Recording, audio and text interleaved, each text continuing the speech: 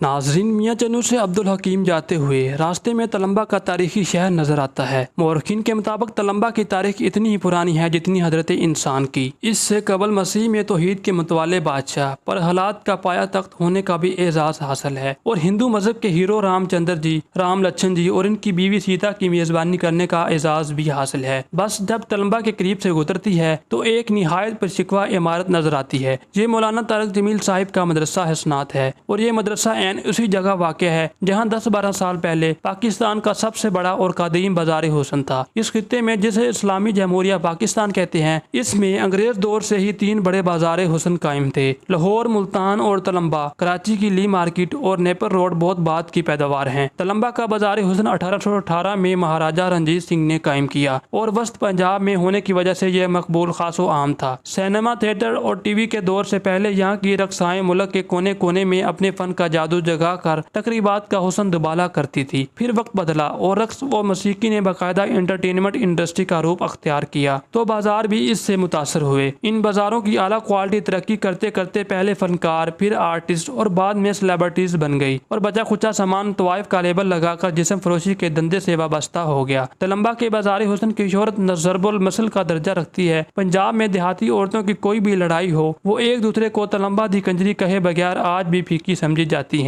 जो लोग अपने घर का कचरा बाहर गली में फेंक कर नस्फ ईमान का दर्जे पर फारिज हो जाते हैं, इनके लिए यह बाजार कतन इस काबिल ना था कि वो इसके बारे में सोच कर अपना कीमती वक्त बर्बाद करते। फिर हमारे यहाँ तो गंदी नालियों की सफाई के लिए भी अमूमन क्रिश्चियन रखे जाते हैं। नेक लोग ऐसी मतअफ़न जगहों से मुंह ढाक कर और पांचे चढ़ा कर गुजरते हैं और बदखसलत सिर्फ रात के अंधेरे में इधर झांकते हैं। मौलाना तारिक जमील गालिबन वो पहला शख्स था जिसने दिन के उजाले में इस तारीख नगर का रुख किया। शुरू में मौलाना की ये हरकत इनके शागिर्दों को भी नागवार गुजरी, लेकिन मौलाना ये कहते थे कि दीन सीखना हर उस शख्स का हक है जिसने कलमा पढ़ रखा है। बाजार हुस्न से ताल्लुक रखने वाले जो कि मुसलमान हैं, इसलिए उन्हें इस नेमत से महरूम नहीं किया जा सकता। मौलाना एक मुद्दत तक 400 घरों पर मुश्तमिल इस कंजर मोहल्ला में जाते रहे और एक कोने में बैठकर दरसे कुरान देते रहे। आहिस्ता आहिस्ता पेशावर खवातीन की एक माकूल तादाद इनके लेक्चर अटेंड करने लगी। तारिक जमील साहब इन्हें मेरी बहनों कहकर मुखातब करते और नमाज का दर्स देते।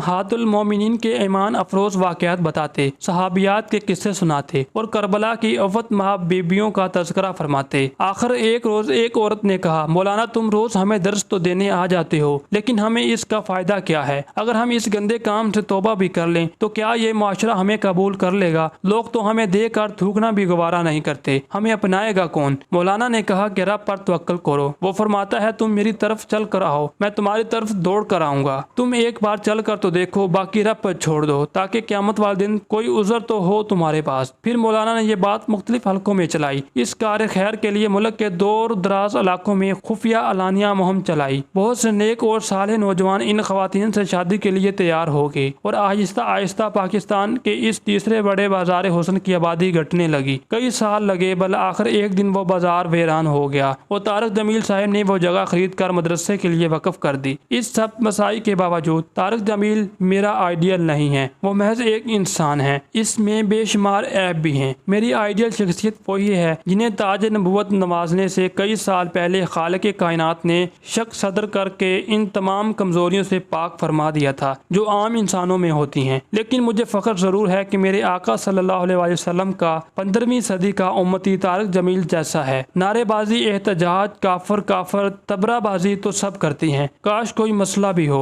जो इस हिकमत और बसीरत के साथ माशरे का गंद साफ करे।